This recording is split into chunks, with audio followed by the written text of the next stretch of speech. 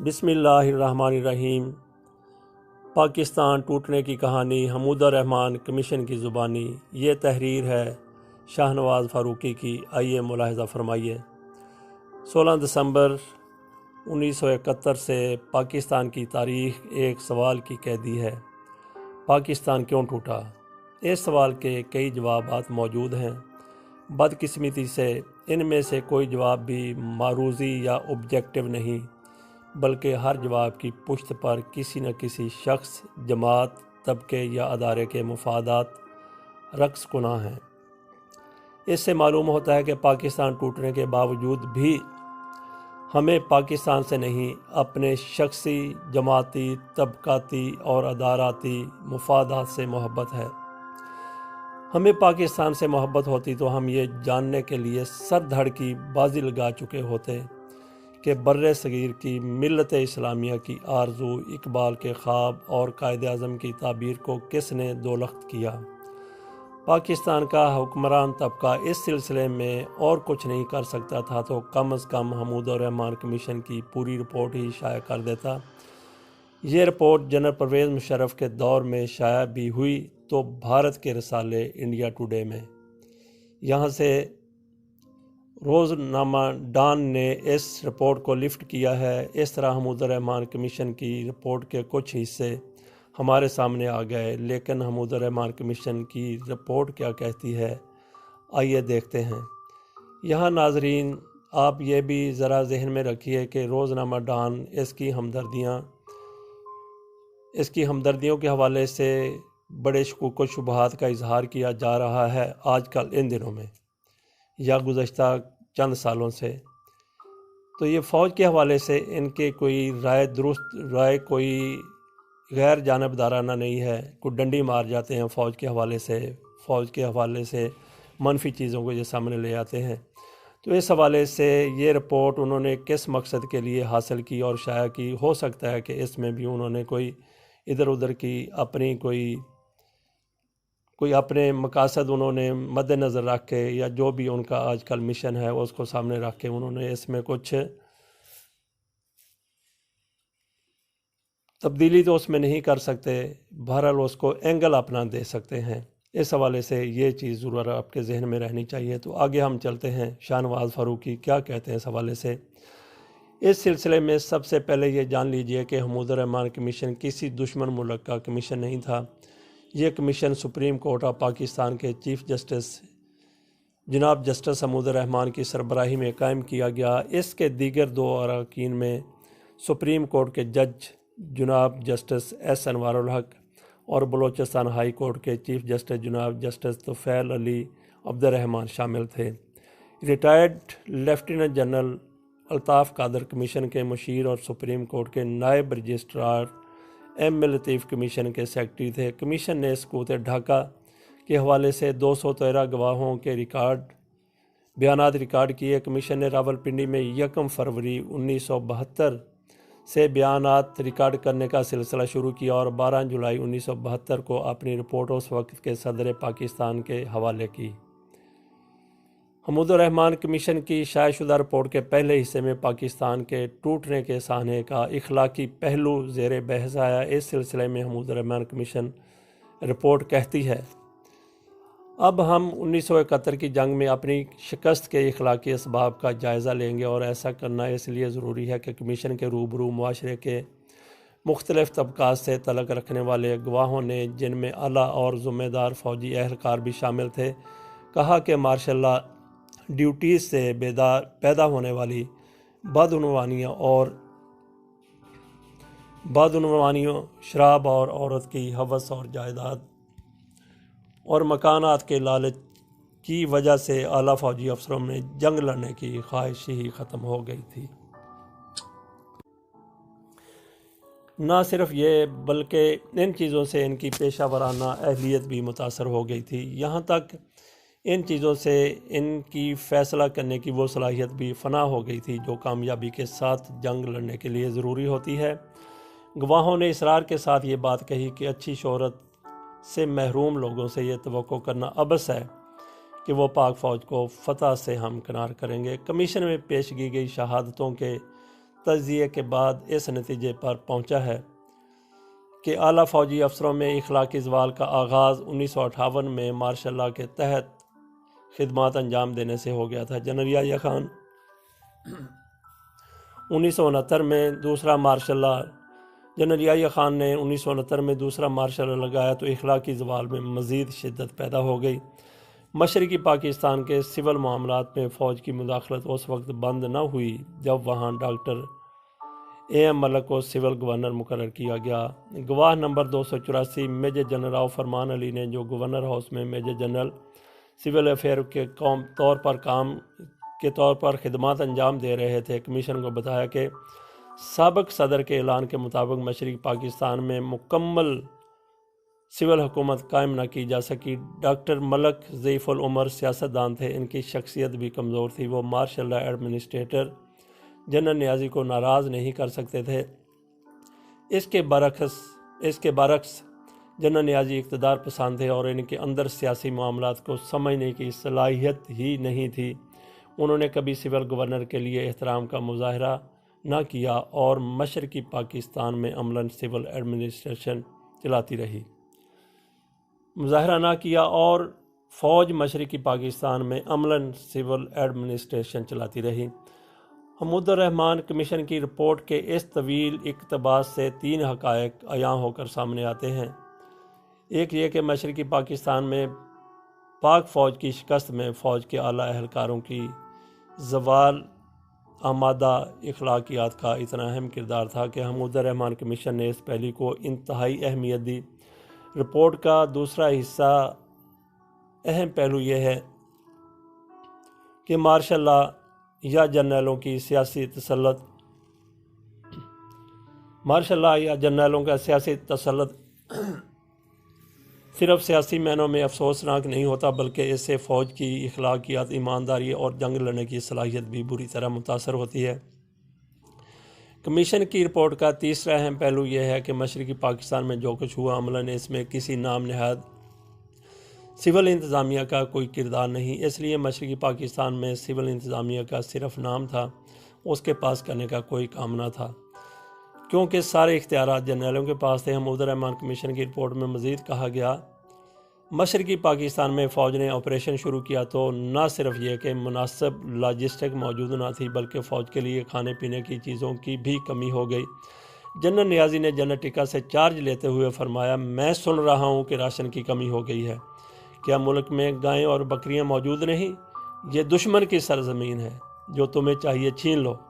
ہم برما میں یہی کرتے تھے۔ جنرل نیازی کے یہ ریمارکس میجر جنرل راؤ فرمان علی کی گواہی کے توسط سے کمیشن تک پہنچے، تاہم جنرل نیازی نے اس بات کی تردید کی کہ انہوں نے ایسی کوئی بات کہی تھی۔ تاہم کمیشن کے روبرو حاضر ہونے والے دیگر گواہوں نے جنرل نیازی کی تردید کی اور کہا کہ ان کے پاس اس سلسلے میں تحریری احکامات کی شہادت موجود ہے۔ جنرل نیازی کے خلاف ایک گواہی یہ آئی کہ جب وہ GOC سیالکوٹ تھے تو مارشل لاء کیسز میں رشوت لیا کرتے تھے۔ ان کے خلاف ایک گواہی یہ آئی کہ وہ لاہور کے مارشل لاء ایڈمنسٹریٹر تھے تو ان کے مسز سعیدہ بخاری نام کی خاتون سے قریبی تعلقات تھے اور یہ عورت ہوم سینیروٹی کے نام سے جسم فروشی کا ایک اڈا چلاتی تھی، سینیروٹی ہوم کے نام سے۔ علاوہ ازیں یہ عورت جنرل نیازی کی طرف سے رشوت بھی وصول کرتی تھی اور مختلف لوگوں کے کام کراتی تھی۔ جنرل نیازی جب سیالکوٹ میں تھے تو وہاں ان کا تعلق شامنی فردوس نام کی عورت کے ساتھ تھا اور یہ عورت بھی جسم فروشی کے کاروبار سے منسلک تھی۔ تو اب تک ہمارے سامنے 2 خواتین کے نام آئے ہیں، ایک مسز سعیدہ بخاری اور دوسری شامنی فردوس۔ جنرل نیازی کی یہ شہرت ان کے ساتھ مشرقی پاکستان جا پہنچی۔ جنرل نیازی مشرقی پاکستان پہنچ کر پانگ کی اسمگلنگ میں بھی ملوث ہو گئے۔ اس سلسلے میں 6 عام گواہوں نے ان کے خلاف کمیشن کے روبرو گواہی دی، تاہم اس سلسلے میں کئی فوجیوں نے بھی ان کے خلاف گواہی دی۔ لیفٹیننٹ جنرل عزیز نے، جو مقدمے میں 276ویں گواہ تھے، یہ تک کہا کہ عام فوجی کہتے تھے کہ جب یہ سب کچھ خود کر رہا ہے تو ہمیں بھی کچھ کرنے سے کیسے روکا جا سکتا ہے۔ جنرل راؤ فرمان علی نے کمیشن کو بتایا کہ جنرل نیازی مجھ سے ناراض ہوئے تو اس لیے کہ میں نے پان کے کاروبار میں ان کی مدد نہیں کی۔ کئی اعلیٰ فوجی اہلکاروں نے بتایا کہ مشرقی پاکستان میں گڑبڑ کے دوران فوجی افسروں نے مشرقی پاکستان کے علاقے سراج گنج میں واقع نیشنل بینک سے 1,35,00,000 روپے لوٹ لیے۔ اس رقم کو اس ٹرک میں چھپا کر علاقے سے نکالا گیا تھا کہ ٹرک پکڑا گیا۔ تو یہاں پہ یہ مد نظر رہنا چاہیے کہ 1,35,00,000 روپے ٹرک میں لائے گئے، کیوں لائے گئے، وہ اس کی بھی ایک بڑی وجہ ہے۔ اس وقت پاکستان کا کرنسی نوٹ، سب سے بڑا کرنسی نوٹ 500 روپیہ تھا، آج 5,000 ہے۔ تو یہ چیز مد نظر رہے تو واقعی اتنی کرنسی پھر ٹرک میں ہی آ سکتی تھی۔ آگے چلتے ہیں۔ پھر اس رقم کو ایک ٹرک میں چھپا کر علاقے سے نکالا جا رہا تھا کہ ٹرک پکڑا گیا۔ اس سلسلے میں انکوائری کا آغاز ہوا، مگر جنگ کی وجہ سے انکوائری مکمل نہ ہو سکی۔ حمود الرحمن کمیشن کی رپورٹ کے اس حصے سے ثابت ہے کہ جنرل نیازی کی اخلاق باختگی ان کے مشرقی پاکستان پہنچنے کے بعد سامنے نہیں آئی، بلکہ وہ لاہور اور سیالکوٹ میں اعلیٰ عہدوں پر تعیناتی کے زمانے میں بھی بدنام تھے، اور یہ بات پاک فوج کی اعلیٰ ترین قیادت کے علم میں ہوگی۔ اصولی اعتبار سے دیکھا جائے تو جنرل نیازی مشرقی پاکستان میں چپڑاسی کی حیثیت سے بھیجے جانے کے بھی لائق نہیں تھے۔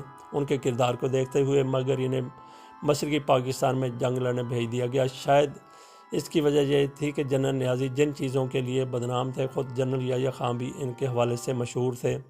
چنانچہ انہیں جنرل نیازی اپنی ہی طرح کے انسان لگتے ہوں گے، لیکن بہرحال حقیقت یہ ہے کہ جنرل یحییٰ خان نے جنرل نیازی کو ایسٹرن کمانڈ سونپ کر مشرقی پاکستان کی علیحدگی کی راہ ہموار کر دی۔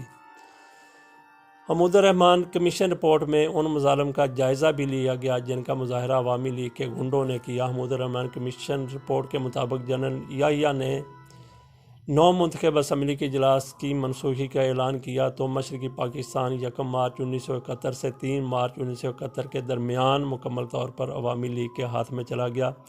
اس دوران عوامی لیگ کے گنڈوں نے پاکستان کے سرپرستوں کا بڑے پیمانے پر قتل عام کیا اور خواتین کی عصمتوں کو پامال کیا۔ کمیشن کے مطابق معروف صحافی قطب الدین عزیز نے اپنی تصنیف بلڈ ٹیئرسینٹ میں دعویٰ کیا بلڈ اینڈ ٹیئرز میں دعویٰ کیا کہ عوامی لیگ کے گنڈوں نے 1 لاکھ سے 5 لاکھ تک لوگ شہید کیے۔ حمود الرحمن کمیشن نے اس امر کا جائزہ لیا ہے کہ پاک فوج نے مشرقی پاکستان میں بنگالیوں کے ساتھ کیا سلوک کیا۔ حمود الرحمن کمیشن کی رپورٹ کہتی ہے پاک فوج کے جوانوں اور جرنیلوں نے بنگالیوں کے خلاف سخت نفرت تھی۔ ڈھاکہ میں تعینات ایڈیشنل ڈپٹی کمشنر محمد اشرف نے کمیشن کو بتایا کہ فوجی آپریشن کے آغاز کے بعد بنگالی اپنے ہی وطن میں اجنبی ہو گئے۔ اعلیٰ بنگالی اہلکاروں تک کی جان مال اور آبرو محفوظ نہ رہی۔ پاک فوج کے بریگیڈیئر اقبال الرحمن نے، جو گواہ نمبر 269 تھے، کمیشن کو آگاہ کیا کہ انہوں نے فارمیشن کا دورہ کیا تو جنرل گول حسن فوجیوں سے پوچھا کرتے تھے تم نے کتنے بنگالیوں کو مارا۔ لیفٹیننٹ کرنل عزیز احمد خان نے بھی کمیشن کے روبرو ایسی باتیں کی۔ ہمیں اچھی طرح یاد ہے کہ 1990 کی دہائی میں کراچی سے نکلنے والے 7 روزہ تقریر میں میجر جنرل عوف فرمان علی کا ایک طویل انٹرویو شائع ہوا۔ اس انٹرویو میں جنرل صاحب نے افسوس کے ساتھ کہا تھا کہ مغربی پاکستان میں بنگالیوں کے خلاف ہر طرف نفرت پھیلی ہوئی تھی۔ اس کی ایک مثال بیان کرتے ہوئے انہوں نے بتایا کہ 1971 میں چند دنوں کی چھٹی پر مغربی پاکستان آیا تو میری ماسی نے مجھ سے کہا، خالہ نے مجھ سے کہا بنگالیوں کا حشر نشر کر دو کیونکہ وہ غدار ہیں۔ بریگیڈیئر کے منصب تک پہنچنے والے میجر جنرل صدیق سالک نے اپنی مشہور زمانہ مارکۃ الآراء تصنیف میں نے ڈھاکہ ڈوبتے دیکھا میں لکھا کہ 1971 میں ڈھاکہ کے ہوائی اڈے پر اترے تو ایک بنگالی نے ان کا سامان اٹھا کر کار تک پہنچایا۔ صدیق سالک کے بقول انہوں نے بنگالی رپورٹر کو کچھ پیسے دینے چاہے تو صدیق سالک کو لینے کے لیے آئے ہوئے فوجی نے کہا ان حرامزادوں کی عادت خراب نہ کریں۔ اب حمود الرحمن کمیشن کی رپورٹ بھی یہی بتا رہی ہے کہ فوج میں بنگالیوں کے خلاف سخت نفرت پھیلی ہوئی تھی، مگر کیوں 1947 1969 تک اور 1969 سے 1971 تک فوجی آپریشن تک تو بنگالیوں نے کوئی ظلم نہیں کیا تھا، پھر ان کے خلاف نفرت کیوں پھیلی ہوئی تھی؟ پاکستان کے نظریے، پاکستان کے بانی اور خود پاکستان سے محبت کرنے والے ہر محب وطن پاکستانی پر اس سوال کا جواب واجب ہے۔ تو ہم نے اس رپورٹ کے آغاز میں ہی آپ سے کہہ دیا تھا کہ یہ چونکہ ڈان کی رپورٹ ہے، وہ اس رپورٹ کو اپنا اینگل بھی دے سکتا ہے، اور یہاں پہ یہ اینگل نظر بھی آ رہا ہے کہ یہ رپورٹ انہوں نے کس اینگل سے عوام کے سامنے یا لوگوں کے سامنے پیش کرنے کی کوشش کی ہے، فوج کے خلاف نفرت پیدا کرنے کی کوشش کی ہے۔ تو ایک ایک چیز کے سوال کا جواب دیا جا سکتا ہے، لیکن ہم یہاں پہ کسی چیز کا اس کو مزید طوالت نہیں دینا چاہتے۔ آپ خود بھی یہاں پہ آپ کو کچھ نظر آئے کہ کوئی ڈیویٹ کرنے کی کوشش کی گئی ہے، اپنی مرضی کا اینگل دینے کی کوشش کی گئی ہے، تو آپ خود سمجھ سکتے ہیں وہ صورتحال کو۔ آگے چلتے ہیں۔ حمود الرحمن کمیشن کی رپورٹ کے مطابق شیخ مجیب الرحمان نے دعویٰ کیا تھا کہ پاک فوج نے 30 لاکھ بنگالیوں کو قتل کیا، تاہم کمیشن نے کہا کہ یہ اعداد و شمار درست نہیں ہے۔ اس سلسلے میں حمود الرحمن کمیشن رپورٹ نے جی ایچ کیو کے فراہم کردہ اعداد و شمار کو یہ کہہ کر قبول کیا کہ چونکہ اس سلسلے میں کہیں اور سے قابل بھروسہ اعداد و شمار دستیاب نہیں، اس لیے یہ ماننا پڑے گا کہ آرمی ایکشن سے 26,000 افراد ہلاک ہوئے ہیں۔ حمود الرحمن کمیشن کی رپورٹ میں جنرل نیازی پر کئی سنگین الزامات لگاتے ہوئے ان کے خلاف کارروائی بلکہ ان کے خلاف کورٹ مارشل کی تجویز دی گئی۔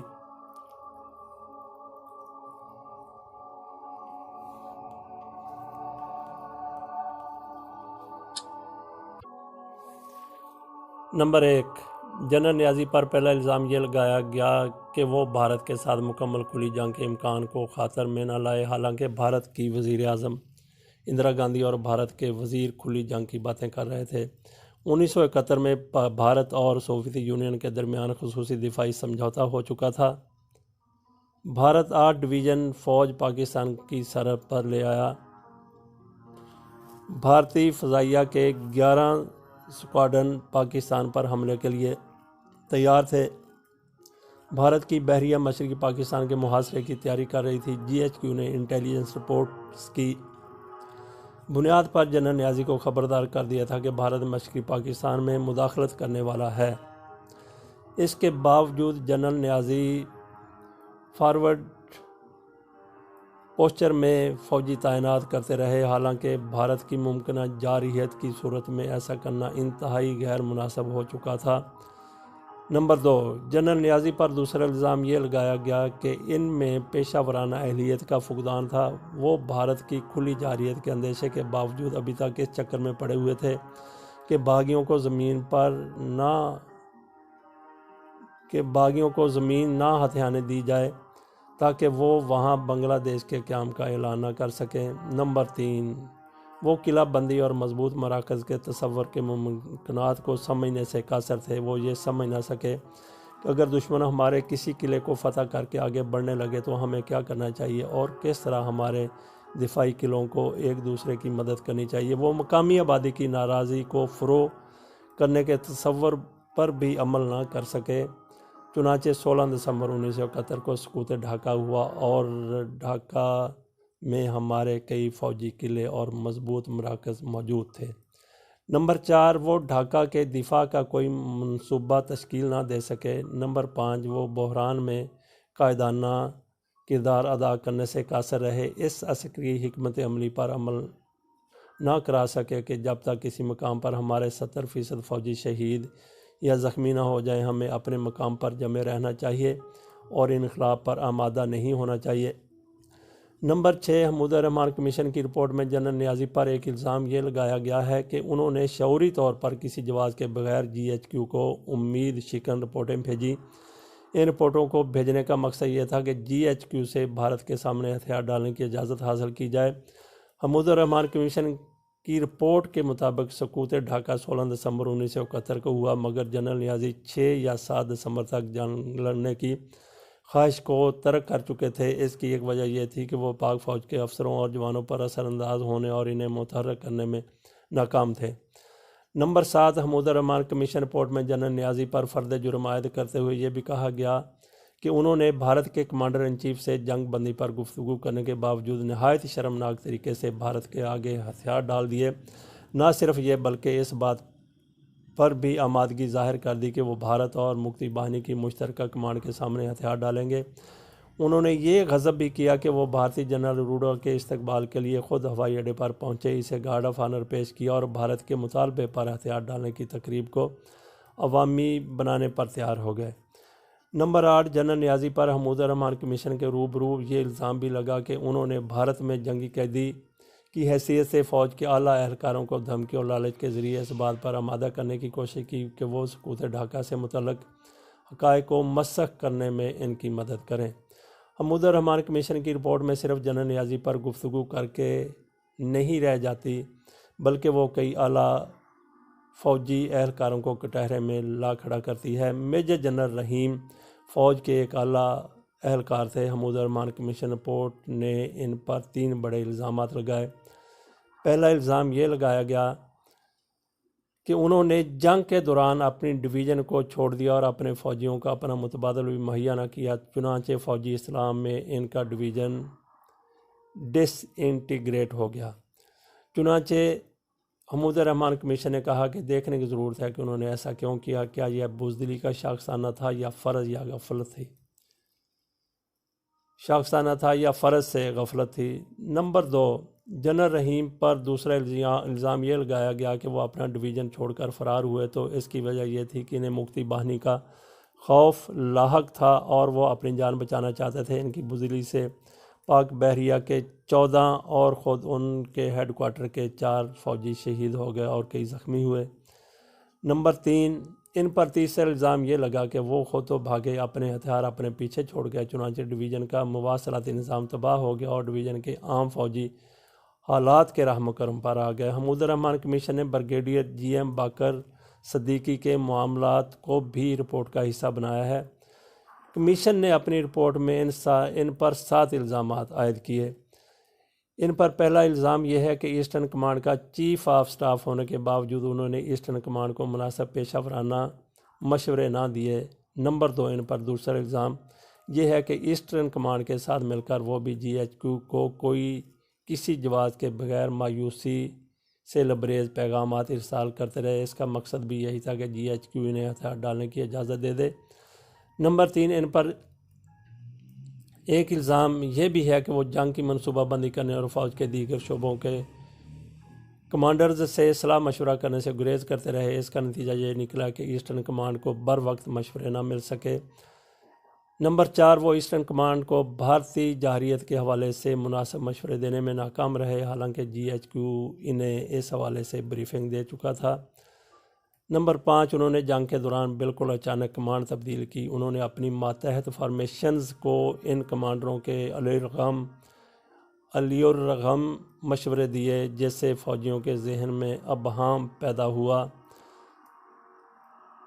نمبر 6، سقوط ڈھاکہ کے بعد انہوں نے سگنلز کے کمانڈر کو بین شعبہ جاتی ٹرانسمیٹر چالو رکھنے کی ہدایت کی۔ اس کا مقصد جی ایچ کیو سے بہادری کی سند حاصل کرنا تھا۔ نمبر 7،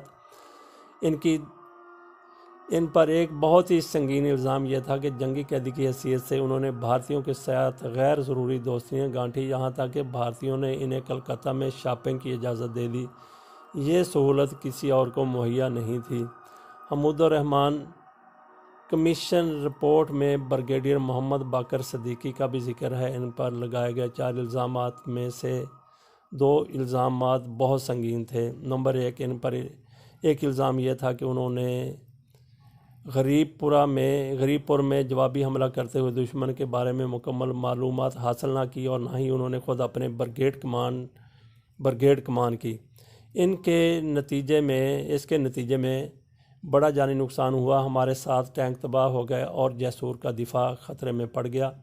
نمبر 2، انہیں جب معلوم ہوا کہ دشمن کے ٹینکوں نے جیسور میں ہمارا دفاعی حصار توڑ دیا ہے تو وہ اس بات کی تصدیق کیے بغیر نہایت شرمناک طریقہ سے जैसूर का किला छोड़कर रवाना हो गया और उन्होंने दुश्मन का मुकाबला ना किया। ये सानहा 6 दिसंबर 1971 को पेश आया। ब्रिगेडियर मोहम्मद बाकर सिद्दीकी की इन हरकतों की वजह से जैसूर के किले में मौजूद तमाम हथियार और गोला बारूद सही हालत में दुश्मन के हाथ लग गया।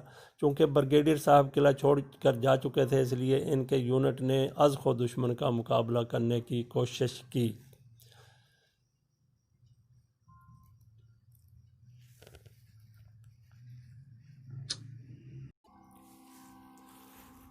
हमीदुर रहमान कमीशन की रिपोर्ट में ब्रिगेडियर मोहम्मद इस्लाह नियाज़ी के कारनामों पर भी रोशनी डाली गई है। मोहम्मद इस्लाह नियाज़ी पर लगाए गए 6 में से 3 इल्ज़ामात संगीन हैं।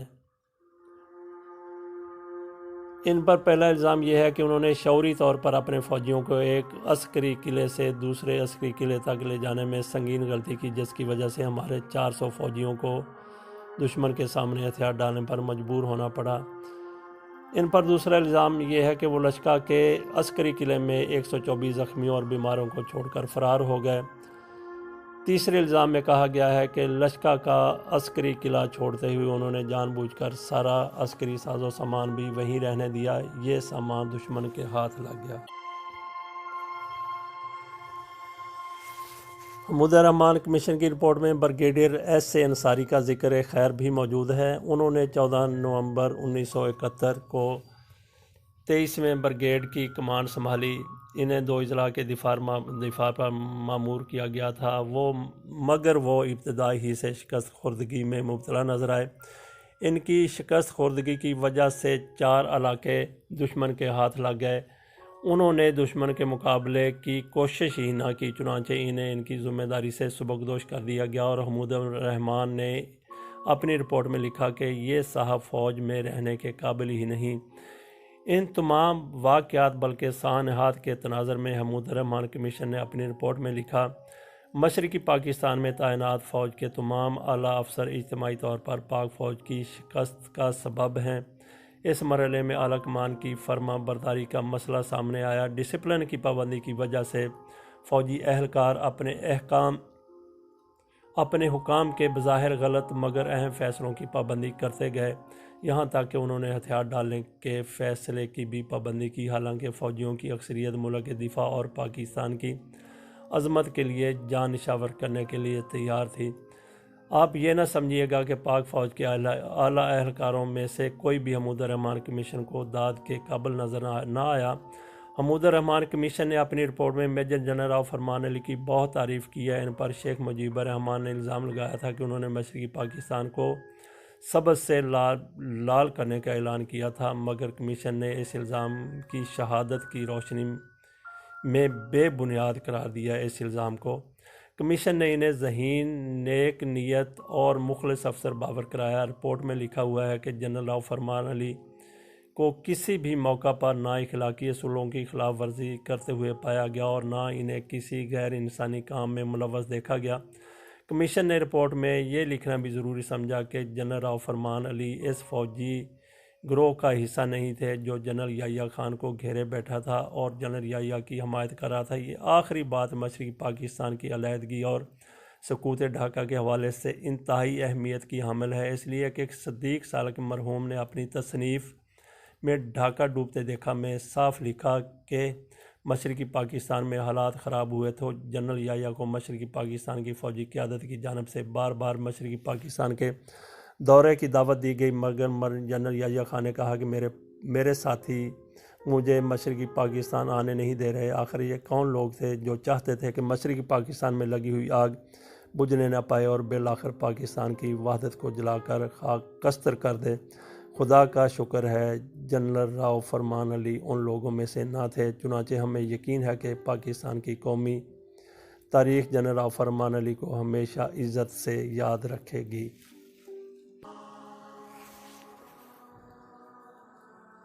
रिपोर्ट में साना मशरक़ी पाकिस्तान के सियासी पस मंज़र पर भी कलाम किया गया है। रिपोर्ट में लिखा है, जनरल याहिया खान ने 25 मार्च 1969 को दूसरा मार्शल नाफज किया और मुल्क पर अपनी गिरफ्त कायम की, तो इसकी वजह यह नहीं थी कि वो मामूलात को बहाल करना और मुल्क में अशर नौ जमहूरियत को मुतारफ़ कराना चाहते थे, بلکہ اس کی وجہ یہ تھی کہ وہ شخصی اقتدار کے طالب تھے۔ جن لوگوں نے اس کام میں ان کی مدد کی تھی وہ جنرل یحییٰ کے مطمع نظر سے پوری طرح آگاہ تھے۔ جنرل یحییٰ نے حالات کی خرابی کے دوران ایک جانب شیخ مجیب الرحمن اور دوسری جانب ذوالفقار علی بھٹو سے مذاکرات کیے، اگرچہ انہوں نے کبھی ان سیاسی مذاکرات کو ناکام قرار نہیں دیا۔ اس کے باوجود جب وہ 25 مارچ 1971 کی شام ڈھاکہ سے روانہ ہوئے تو اپنے پیچھے یہ ہدایت چھوڑ گئے کہ ان کے کراچی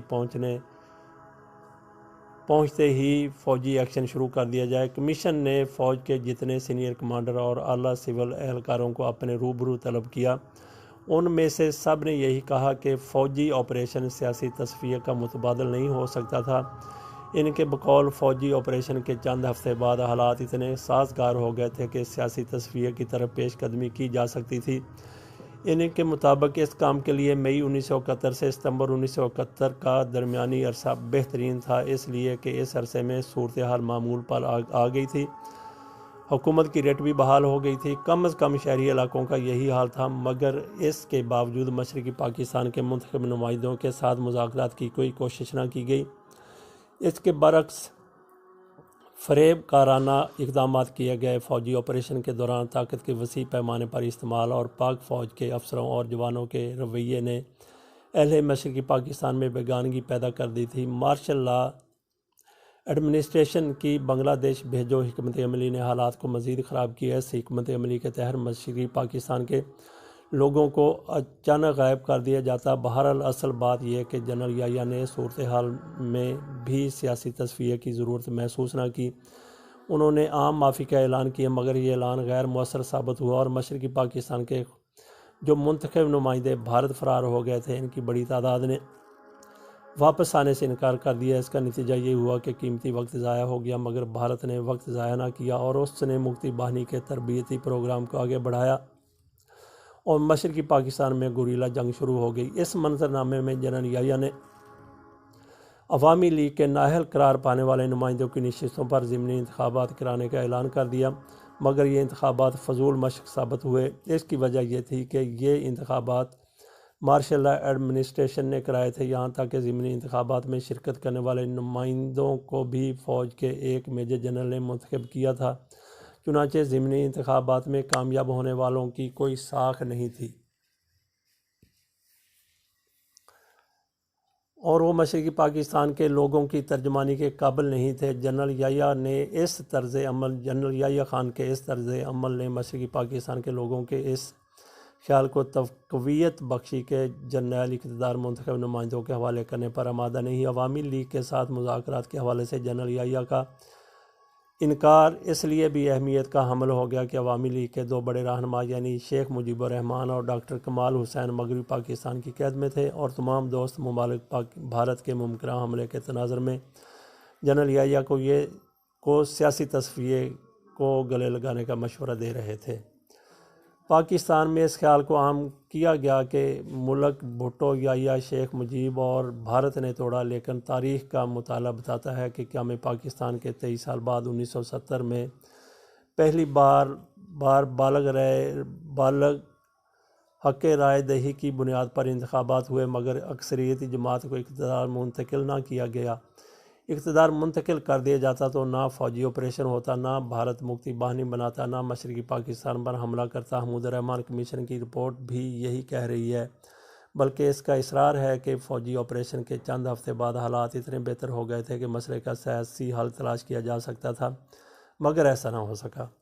حمود الرحمن کمیشن کی رپورٹ کے مطابق پاکستان کے دوست بھی پاکستان کو سیاسی مسئلہ مذاکرات کے ذریعے حل کرنے کا مشورہ دے رہے تھے، مگر جنرل یحییٰ نے کسی کی نہ سنی۔ لیکن جنرل یحییٰ اس حوالے سے تنہا نہ تھے، ان کے ساتھ ایک پورا گروہ موجود تھا۔ میجر صدیق صالح کے بقول جنرل یحییٰ خان کہتے تھے کہ میرے پاس موجود لوگ مجھے مشرقی پاکستان نہیں آنے دے رہے۔ کمیشن رپورٹ بھی یہ کہہ رہی تھی کہ جن اعلیٰ فوجی اور سول اہلکاروں نے جنرل یحییٰ کے مارشل لا کی حمایت نہیں کی، انہیں معلوم تھا کہ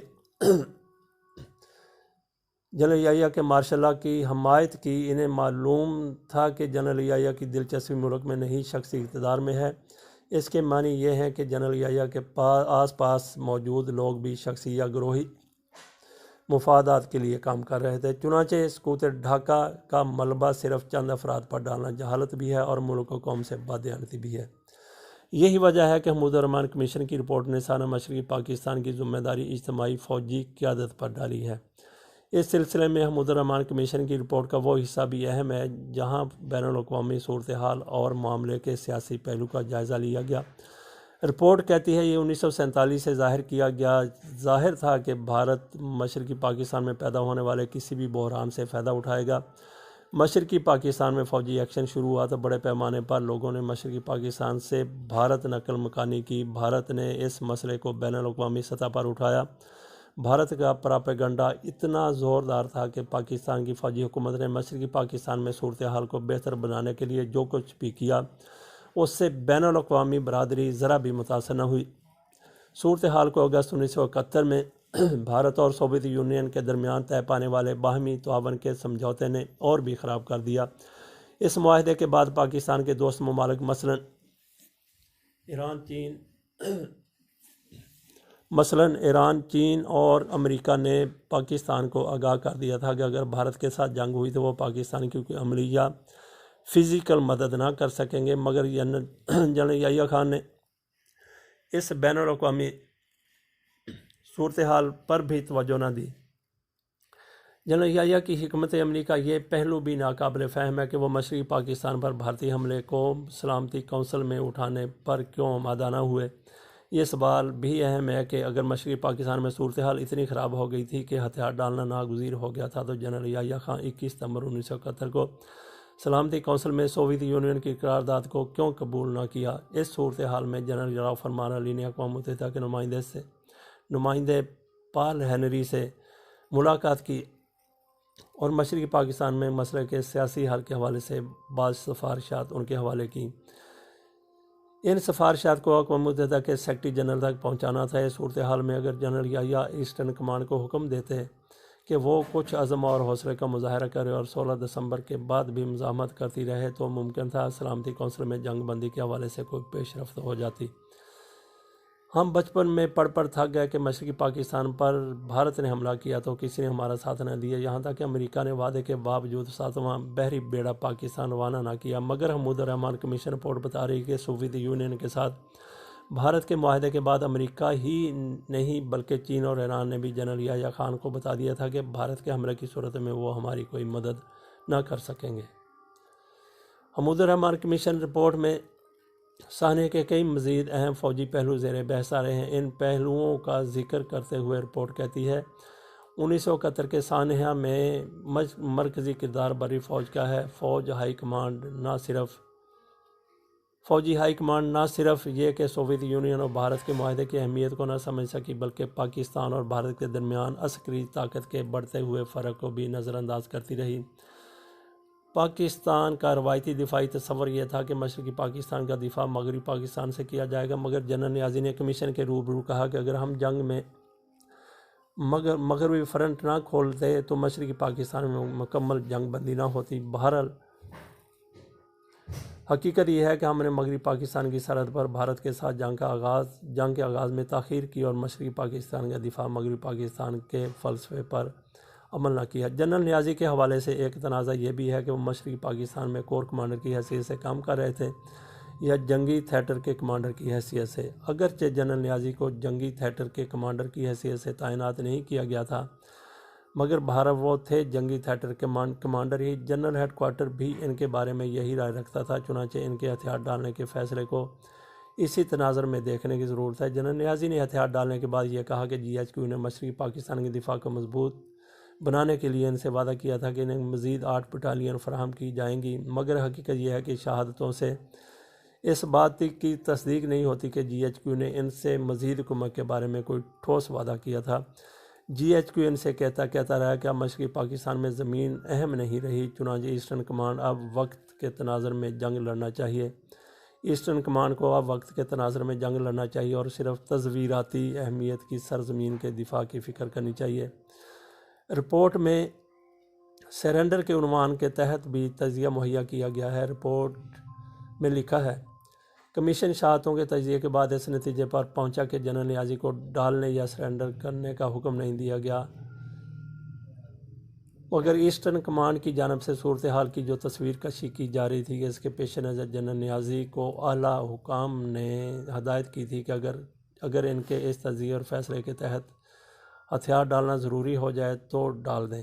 جنرل نیازی کو اگر یہ گمان ہوتا کہ وہ ڈھاکہ کا دفاع کر سکتے ہیں تو وہ ہتھیار ڈالنے کے حکم کو ماننے سے انکار کر سکتے تھے۔ ان کے اپنے اندازے کے مطابق ان کے پاس ڈھاکہ کے دفاع کے لیے 26,400 فوجی تھے، چنانچہ وہ 2 ہفتے تک ڈھاکہ کا دفاع کر سکتے تھے، کیونکہ دشمن کو اپنی نفری کا آس پاس جمع کرنے کے لیے 1 ہفتہ درکار تھا اور دوسرا ہفتہ ڈھاکہ کے گرد موجود عسکری قلعے کو فتح کرنے میں صرف کر سکتا تھا۔ اگر جنرل نیازی ایسا کرتے اور مارے جاتے تو وہ تاریخ میں نام بنا جاتے اور آنے والی نسلیں انہیں شجاع شخص اور ایک شہید کی حیثیت سے یاد رکھتیں، مگر حالات سے ظاہر ہے کہ وہ 7 دسمبر 1971 کے بعد جنگ لڑنے کی خواہش یا ویل ٹو فائٹ سے محروم ہو چکے تھے۔ بلا شبہ مشرقی پاکستان میں ناکامیوں کی ذمہ دار ایسٹرن کمانڈ تھی، مگر جی ایچ کیو بھی اس کی ذمہ داری سے بچ نہیں سکتا۔ جنگ کے منصوبے کی منظوری اسی نے دی تھی اور وہی ایسٹرن کمانڈ کی غلطیوں کی اصلاح کا ذمہ دار تھا۔ ہتھیار ڈالنے کے عمل تک ملک کے دونوں بازوؤں کے مابین مواصلات کا نظام پوری طرح کام کر رہا تھا۔ جی ایچ کیو کی ذمہ داری تھی کہ وہ ایسٹرن کمانڈ کی رہنمائی بھی کرے اور اس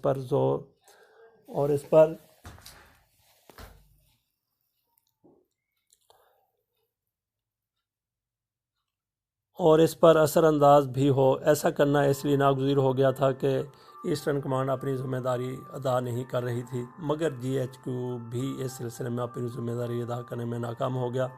کمانڈر ان چیف صورتحال سے لا تعلق رہے۔ حمود الرحمن کمیشن صرف حالات واقعات کا تجزیہ کر کے نہیں رہ گیا، بلکہ اس نے اپنی رپورٹ میں لکھا کہ مشرقی پاکستان کی علیحدگی کے ذمہ داروں کے خلاف مقدمہ چلنے چاہیے۔ حمود الرحمن کمیشن رپورٹ نے اس حوالے سے کہا، وہ بھی الفاظ ملاحظہ کیجیے: general Yahya Khan, general Abdul Hamid Khan, general Pirzada, general Gul Hassan, major general Umar اور میجر جنرل مٹھا پر اس الزام کے تحت کھلے عام پبلکلی مقدمہ چلنا چاہیے کہ انہوں نے فیلڈ مارشل جنرل ایوب سے اقتدار چھینا۔ اپنے مقصد کی تکمیل کے لیے انہوں نے 1970 کے انتخابات میں مختلف سیاسی جماعتوں پر دھمکیوں، ترغیب اور رشوت کے ذریعے اثر انداز ہونے کی کوشش کی۔ اس کا مقصد ایک جانب 1970 کے انتخابات میں خاص قسم کے نتائج حاصل کرنا تھا، دوسری جانب اس کا مقصد یہ تھا کہ انتخابات کے بعد کچھ سیاسی جماعتوں اور منتخب نمائندوں کو 3 مارچ 1971 کو ہونے والے قومی اسمبلی کے اجلاس میں شرکت سے روکا جائے۔ مزید برآں انہوں نے باہمی اتفاق رائے سے ایک ایسی صورتحال پیدا کر دی جو سول نافرمانی کی تحریک، عوامی لیگ کی مسلح بغاوت، بھارت کے سامنے ہتھیار ڈالنے اور بالآخر پاکستان کے ٹوٹ جانے پر منتج ہو۔ سانحہ مشرقی پاکستان کے حوالے سے ایک معروف بات یہ ہے کہ ذوالفقار علی بھٹو نے ادھر تم ادھر ہم کا نعرہ لگایا اور قومی اسمبلی کے اجلاس میں شرکت کے خواہش مندوں سے کہا کہ اگر تم اجلاس میں شرکت ہوئے تو تمہاری ٹانگیں توڑ دی جائیں گی۔ بلا شبہ بھٹو کا یہ بیان تاریخ کا حصہ ہے، مگر حمود الرحمن کمیشن رپورٹ کے مذکورہ بالا اقتباس سے ثابت ہو رہا ہے کہ بھٹو نے جو کچھ کہا 6 کے ٹولے کے کہنے پر کہا۔ اس کا مطلب یہ نہیں کہ بھٹو صاحب ملک توڑنے کے الزام سے بری ہو گئے، مگر اتنی بات عیاں ہو گئی کہ ادھر تم ادھر ہم کی پشت پر منہ بھٹو ہی کا تھا مگر زبان کسی اور کی تھی۔ ہماری قومی زندگی میں آئے دن اس بات کا ذکر ہوتا رہتا ہے کہ 1971 کے انتخابات آزادانہ بھی تھے اور منصفانہ بھی، مگر حمود الرحمن کمیشن کی رپورٹ ظاہر کر رہی ہے کہ ہر الیکشن کی طرح 1970 کے انتخابات بھی مینیجڈ تھے اور انتخابات کا جو نتیجہ نکلا 6 کا ٹولہ وہی نتیجہ نکالنا چاہتا تھا۔ حمود الرحمن کمیشن رپورٹ کہہ رہی ہے کہ مشرقی پاکستان میں جو صورتحال پیدا ہوئی وہ خود بخود پیدا نہیں ہوئی تھی بلکہ وہ پیدا کی گئی تھی۔ اس سے ہمیں 1990 کی دہائی کی ایک بار پھر یاد آ گئی۔ ہمیں یاد ہے کہ ملک کے معروف قانون دان ایس ایم ظفر نے غالباً لاہور میں کسی تقریب سے خطاب کرتے ہوئے کہا، شیخ مجیب الرحمن کے بدنام زمانہ شہ نکات الطاف گوہر کی تخلیق تھے۔ الطاف گوہر اس وقت زندہ تھے اور روزنامہ نوائے وقت میں کالم لکھ رہے تھے۔ انہوں نے اپنے کالم میں ایس ایم ظفر کے انکشاف کی تردید کی۔ اس کے جواب میں ایس ایم ظفر نے جو بیان دیا اس کا مطلب یہ تھا کہ آپ کہ آپ پاکی داماں کی حقائق کو زیادہ نہ بڑھائیں، ورنہ میرے پاس اپنی بات کو ثابت کرنے کی شاہدیں موجود ہیں۔ یہ تینوں چیزیں یعنی ایس ایم ظفر کا انکشاف، الطاف گوہر کی تردید اور ایس ایم ظفر کا بیان روزنامہ منابع وقت کی فائلوں میں موجود ہیں۔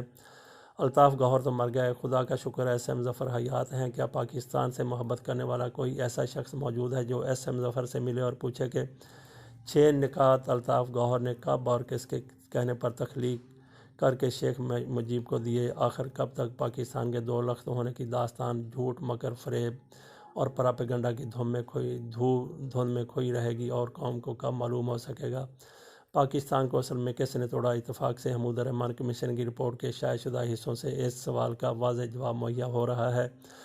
حمود الرحمن کمیشن نے اپنی رپورٹ میں لکھا کہ جن جرنیلوں نے ملک و قوم کو بے توقیر کیا ان پر مقدمہ چلنا چاہیے۔ اس سلسلے میں 6 جرنیلوں کے نام آ گیا، مزید کرداروں سے ملیے۔ حمود الرحمن کمیشن کی رپورٹ کے مطابق first corps number 1 corps commander lieutenant general Irshad Ahmad Khan پر فرائض سے مجرمانہ غفلت کا مقدمہ چلنا چاہیے تھا، اس لیے کہ انہوں نے شکر گڑھ تحصیل اور ضلع سیالکوٹ میں اتنی بری کارکردگی دکھائی کہ علاقے کے 500 گاؤں دشمن کے قبضے میں چلے گئے۔ اس نتیجے میں جنوب میں فوج کا حملہ خطرات سے دوچار ہو گیا۔ حمود الرحمن کمیشن رپورٹ میں کے مطابق میجر جنرل عباس زاہد بھی فرائض سے مجرمانہ غفلت کا مرتکب ہوئے، ان پر بھی مجرمانہ غفلت کا مقدمہ چلنا چاہیے، کیونکہ ان کی غفلت اور نااہلی سے ضلع سیالکوٹ کے علاقے پھلکیاں میں 98 گاؤں دشمن کے ہاتھ لگ گئے۔ اس سے مرالہ ہیڈ ورک بھی خطرے میں پڑ گیا، کیونکہ بھارتی افواج اس سے صرف 1500 میٹر کے فاصلے پر تھی۔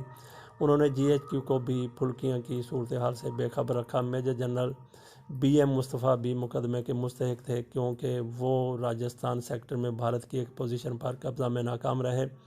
جنرل نیازی کا 15 الزامات کے تحت کورٹ مارشل ہونا چاہیے۔ میجر جنرل محمد جمشید پر بھی فرائض سے غفلت برتنے کا مقدمہ چلنا چاہیے تھا، کیونکہ انہوں نے ایک ایسے وقت میں دشمن کے سامنے ہتھیار ڈالے جب وہ دشمن کے ساتھ پنجہ آزمائی کر سکتے تھے۔ میجر جنرل رحیم 5 الزامات کے تحت مقدمے کے مستوجب ٹھہرے، وہ مختلف بیان بانی کے خوف سے بھاگ کھڑے ہوئے۔ بریگیڈیئر محمد اسلم نیازی 6 الزامات کے تحت ملزم قرار پائے۔ حمود الرحمن کمیشن نے اپنی رپورٹ میں کچھ انکوائریوں کی بھی تجویز دی۔ ان میں سے ایک انکوائری مشرقی پاکستان میں موجود نیشنل بینک سے 1 کروڑ 35 لاکھ روپے کی چوری تھی۔ اس سلسلے میں جن لوگوں کے خلاف انکوائری ہونی تھی ان میں بریگیڈیئر جہاں زیب ارباب جو لیفٹیننٹ جنرل کے عہدے سے ریٹائر ہوئے، لیفٹیننٹ کرنل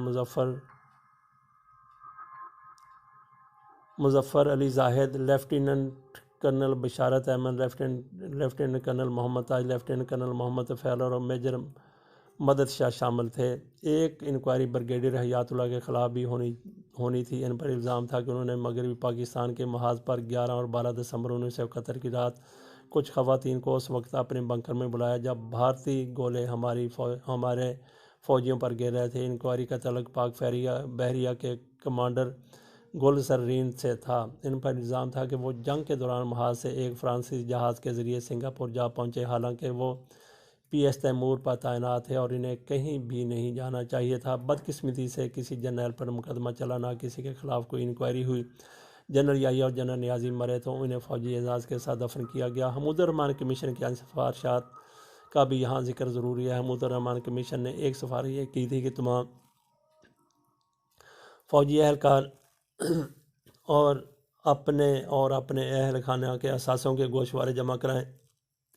اگر کسی مرحلے پر کسی افسر کے اثاثے اس کی جائز آمدنی سے زیادہ پائے جائیں تو ان کے خلاف فوری کارروائی کی جائے۔ ایک سفارش یہ تھی کہ اخلاقی تصورات اور اقدار پر کسی قسم کی سودے بازی نہ کی جائے۔ ایک سفارش یہ تھی کہ فوجی اہلکاروں کی ترقی کے سلسلے میں ان کی اہلیت کے ساتھ ساتھ ان کی اخلاقیات کو بھی معیار بنایا جائے۔ ایک سفارش میں کہا گیا کہ فوجی اہلکاروں کے نصاب میں مذہب، جمہوریت اور سیاسی اداروں کی تقریم کے تصورات کو جگہ دی جائے۔ مسلح افواج کی تمام تقریبات میں شراب پر پابندی لگا دی جائے۔ مسلح افواج میں جنسی بے راہ روی اور کرپشن کی مختلف صورتوں کا سدباب کیا جائے۔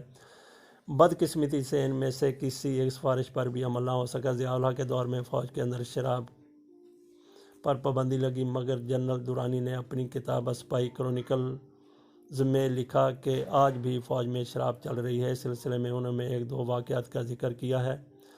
لوگ حیرت اور معصومیت سے پوچھتے ہیں پاکستان کیسے ٹوٹا۔ آپ کو مضمون پڑھ کر کے کافی حد تک اندازہ ہو گیا ہوگا کہ پاکستان کیسے ٹوٹا۔ جو پاکستان بچ گیا ہے، اللہ تعالیٰ اس پاکستان کی حفاظت فرمائے۔